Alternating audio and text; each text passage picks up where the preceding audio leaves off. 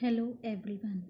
In this video I am going to teach you Accountancy Class 12 Chapter 4 Admission of a Partner's Introduction and different methods of calculating sacrificing and new profit sharing ratio at the time of admission of a new partner. After watching this video, you will be able to understand the concept of admission of a partner and also understand the meaning of new profit sharing ratio and sacrificing ratio and solve numerical problems related to new profit sharing ratio and sacrificing ratio. Let's start with the meaning of admission of a partner. Admission of a partner is reconstitution of the firm because with the admission of a partner, existing agreement ends and new agreement among all the partners including the incoming or a new partner comes into existence. It means the existing agreements come to an end and the new agreement come. For example, in a partnership firm there are two partners A and B, and a new partner C is admitted into the firm. The old profit agreement between A and B is cancelled or end, and new profit agreement between A, B and C including the incoming partners comes into existence. It means, for example, we have a partnership firm having 5 lakh profit and A and B are two partners in a firm and 5 lakh profit distributed to A and B in equal ratio. It means A को भी 2,50,000 profit मिल रहा है and B को भी 2,50,000 profit sharing मिल रहा है. But now when C is admitted into the partnership firm, the old agreement of A and B is cancelled or it become an end, and the new agreement, it means अब ये 5 लाख का profit A, B and C तीनों partners में equal या इन particular ratio जो वो decide करेंगे in their agreed ratio में डिस्ट्रीब्यूट किया जाएगा. When a new partner is enter into the partnership firm, he or she will introduce capital in the firm, and for this capital he needs, अब जब वो capital introduce करेगा firm में invest करेगा तो वो प्रॉफिट में शेयर मांगेगा. And some other agreed conditions are also mention in our partnership deed, new partnership deed. Now according to section 31 of Indian Partnership Act, when a person can be admitted as a partner, यानी ए और B दो अच्छे से अपने business को run कर रहे थे, वो सी को कब एज अ पार्टनरशिप फॉर्म में एंटर करा सकते हैं? If it is mention in their partnership deed, अगर उनकी पार्टनरशिप डीड एग्रीड होगी, उनकी पार्टनरशिप डीड में ऑलरेडी मेंशन होगा कि एक न्यू पार्टनर को हम एडमिट कर सकते हैं, एडमिशन करा सकते हैं किसी न्यू पार्टनर का, तो ही हम एक न्यू पार्टनर को पार्टनरशिप फॉर्म में एडमिट कराएंगे. In the absence of the above, it means अगर पार्टनरशिप डीड में मेंशन नहीं है, देन तो क्या करेंगे? If all the partners agree for the admission, यानी all the partners means existing partners यानी old partners means A and B. A और बी अगर एग्री करेंगे तो ही हम सी को पार्टनरशिप फॉर्म में एडमिट कराएंगे. अब ए और बी अपना बिजनेस अच्छे से रन कर रहे थे, अब सी को एडमिशन की रिक्वायरमेंट ही क्यों पड़ी? Why we admit C into the partnership firm, ये एडमिशन वर्ड आया ही कहाँ से? देखो, ए और बी बिजनेस कर रहे थे, ए और बी के अपने जितनी भी लिमिटेड कैपिटल, लिमिटेड रिसोर्सेज उन्होंने लगाए थे, बट एक लॉन्ग ड्यूरेशन में हमें अपने बिजनेस को एक्सपेंड करना होता है। तो एक्सपेंड करने के लिए हमारे पास बहुत सारे हमें फाइनेंस की रिक्वायरमेंट है। तो फाइनेंस के लिए हम बैंक से लोन भी ले सकते हैं, लेकिन लोन लेंगे तो उसका इंटरेस्ट पे करना पड़ेगा, और लेंडर हमारे साथ मिलकर या इन्वेस्टर हमारे साथ मिलकर हमारी बिजनेस में हेल्प तो करेगा नहीं, उसको तो बस अपना इंटरेस्ट, अपना प्रिंसिपल अमाउंट चाहिए। That's why we admit a partner. Partner capital भी लाएगा और हमारे साथ मिलकर पार्टनरशिप फॉर्म में हमारी हेल्प भी करेगा, जिससे हमारा प्रॉफिट इन फ्यूचर इंक्रीज होगा। तो हम इसे कभी भी नेगेटिव एस्पेक्ट नहीं लेंगे। कभी आप सोचो कि ए और बी 5 लाख का प्रॉफिट था, ए और बी आपस में 2.5 लाख ले जा रहे थे, अब सी भी आ जाएगा तो इट मीन्स क्या ए और बी का प्रॉफिट कम हो जाएगा? नहीं, क्योंकि सी कैपिटल लेकर आ रहा है और पैसा पैसे को खींचता है। इट मीन्स कि मनी को खींचेगी। जो सी कैपिटल लेकर आ रहा है, इन्वेस्ट कर रहा है इस बिजनेस में, हो सकता है कि फ्यूचर में जो ए और बी में जो प्रॉफिट डिस्ट्रीब्यूट हो रहा था वो 5 लाख था, बट अब ए बी सी जब बिजनेस को करेंगे तो हो सकता है वो 7 लाख प्रॉफिट हो।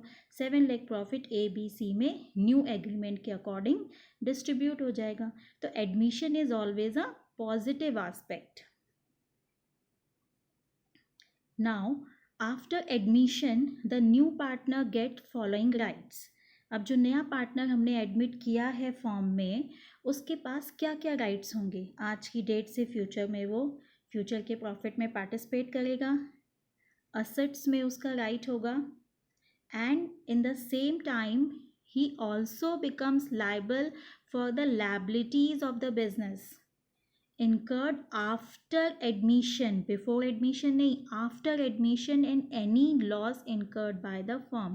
यानी after admission बिजनेस की जो भी liabilities होंगी या बिजनेस में जो भी losses होंगे, उन सभी में वो हिस्सेदार रहेगा। Now come to the effects of admission of a partner। जब C हमारी पार्टनरशिप फॉर्म में एंटर हुआ तो क्या क्या इफ़ेक्ट्स होंगे हमारी पार्टनरशिप फॉर्म पे? ओल्ड पार्टनरशिप यानी ए और बी के बीच में जो पार्टनरशिप थी कम्स टू एन एंड, और एक न्यू पार्टनरशिप बनाई जाएगी। पार्टनरशिप कम्स टू, एक न्यू पार्टनरशिप जो ए बी एंड सी के बीच में होगी comes into existence. New partner become entitled to share future profits of the firm, and the combined share of the old partners gets reduced। It means जब हम C को admit कर लेंगे form में तो अब C भी प्रॉफिट का शेयर लेगा।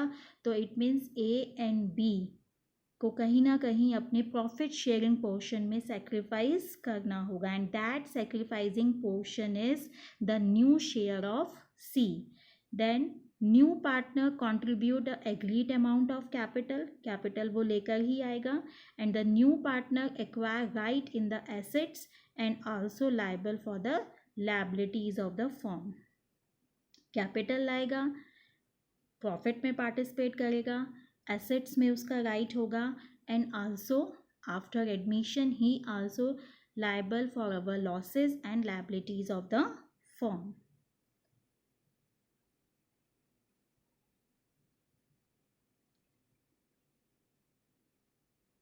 Now the new partner receive share in future profits equal to the sacrifice of profit। It means एक न्यू पार्टनर को अब कौन सा प्रॉफिट शेयर मिलेगा? वो प्रॉफिट शेयर उसे मिलेगा जो ओल्ड पार्टनर सेक्रीफाइस करेंगे। सेक्रीफाइस ऑफ प्रॉफिट शेयर और shares by the existing partners of the firm. अब यहाँ पर पार्टनर और पार्टनर्स क्यों लिखा है? फॉर एग्ज़ाम्पल वही सेम एग्ज़ाम्पल लेते हैं, ए बी पार्टनर्स हैं, सी एडमिट हो रहा है और हम इसको दे रहे हैं 10% प्रॉफिट कि तुम 10% प्रॉफिट लोगे। अब ये 10% प्रॉफिट कौन देगा इसे? या तो अकेला ए सेक्रीफाइस करेगा या सिंगल बी सेक्रीफाइस करेगा। या फिर दोनों मिलकर सेक्रीफाइस करेंगे। 5% ए देगा, 5% बी देगा, तो टोटल शेयर सी को मिल जाएगा 10%। तो ए एंड बी कंबाइंडली या सिंगली जो पोर्शन सेक्रीफाइस करेंगे, that sacrificing portion is the share of future profit of new partner. तो यहाँ हमारी प्रॉब्लम अराइज होती हैं दो। Two problems are arise here. The first is new ratio and the second is sacrificing ratio. New ratio of new partner A, B and C. New partnership के जो new partners हैं उनकी ratio and sacrificing ratio of old partners. These two problems are arise at the time of admission. So let's start. First is new profit sharing ratio.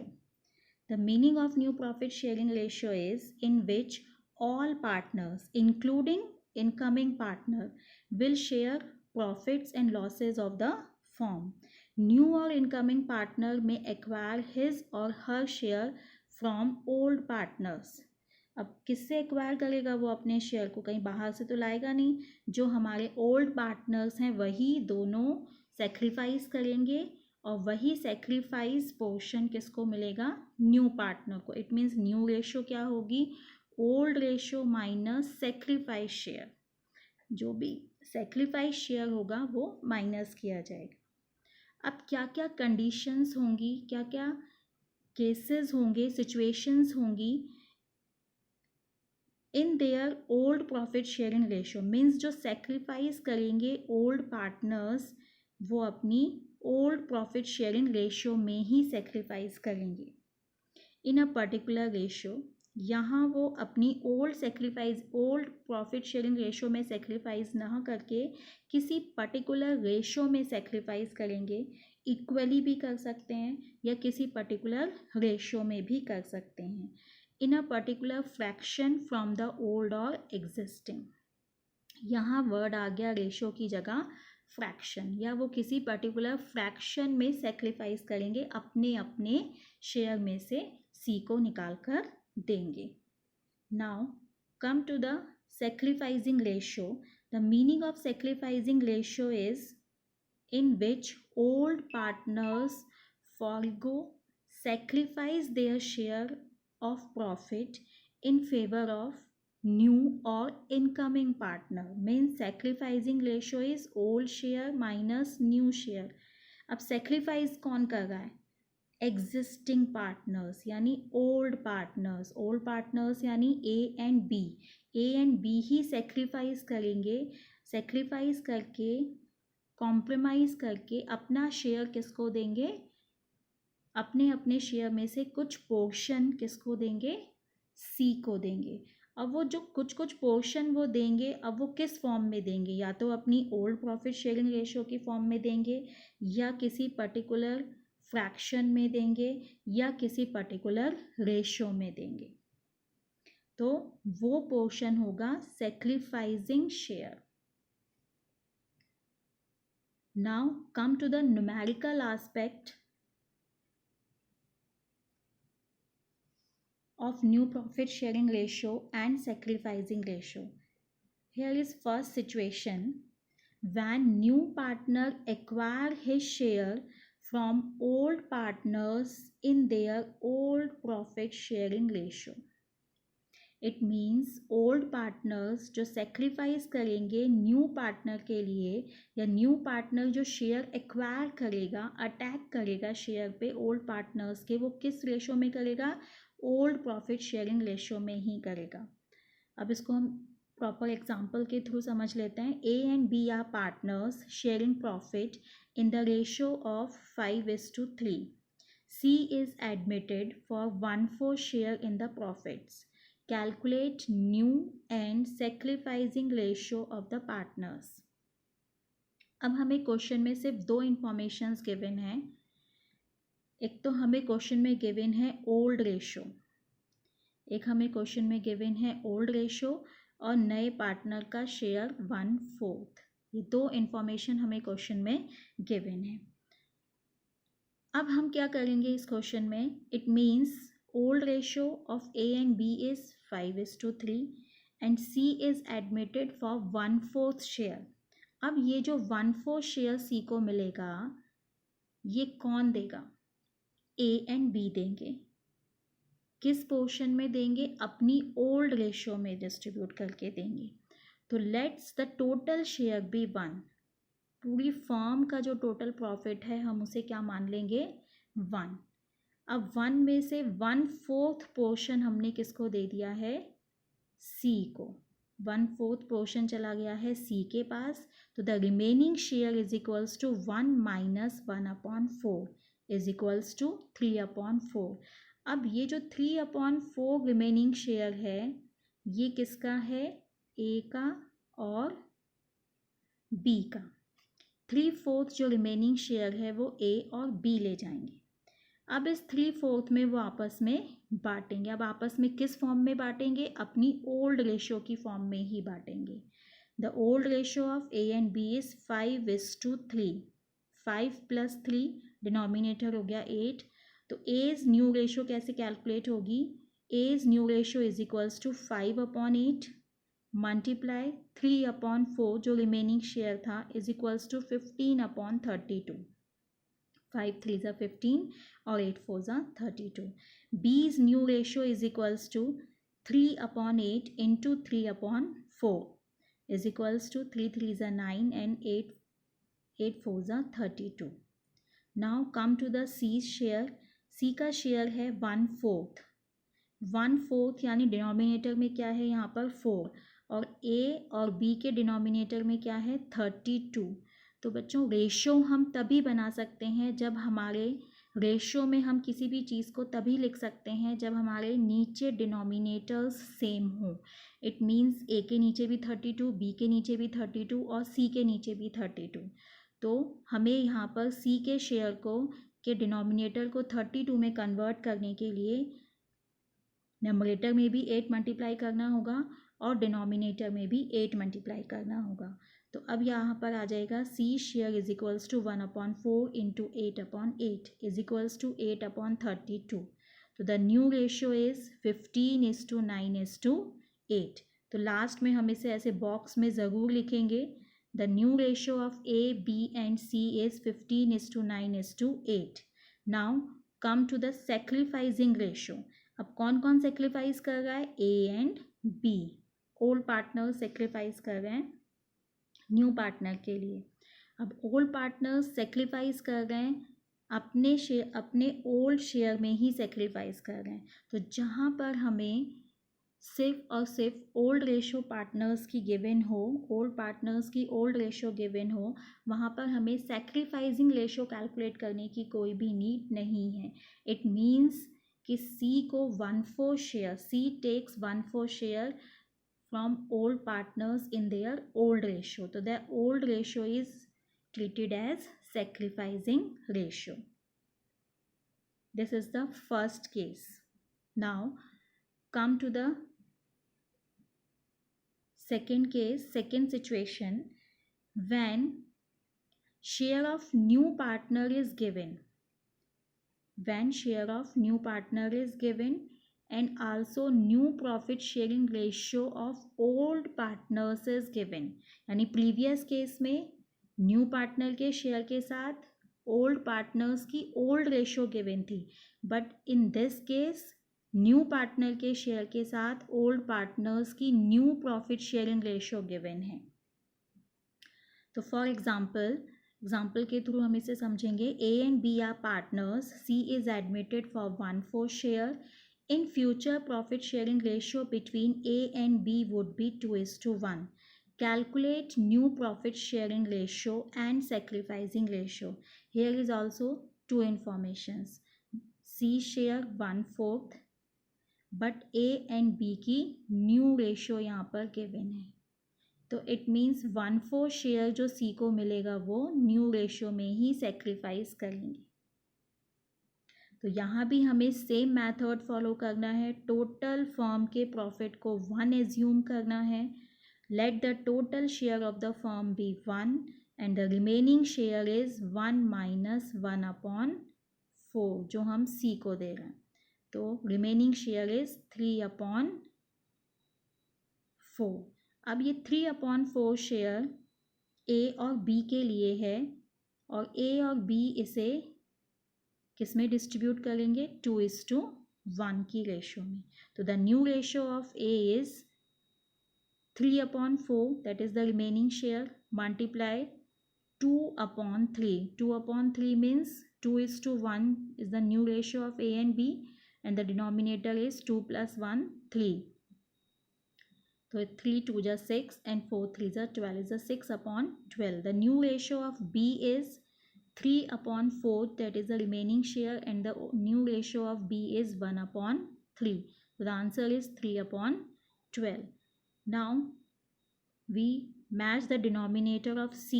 The new ratio of C is 1/4. So 1/4 and the denominator of A and B is 12. So we have to multiply numerator and denominator with 3. So new ratio of C is 3 upon 12. So we write here the new ratio 6:3:3. Ratio is a very simplest form. So we write in the simplest form. It is 2:1:1. We divide it with the table 3. Now come to the sacrificing ratio.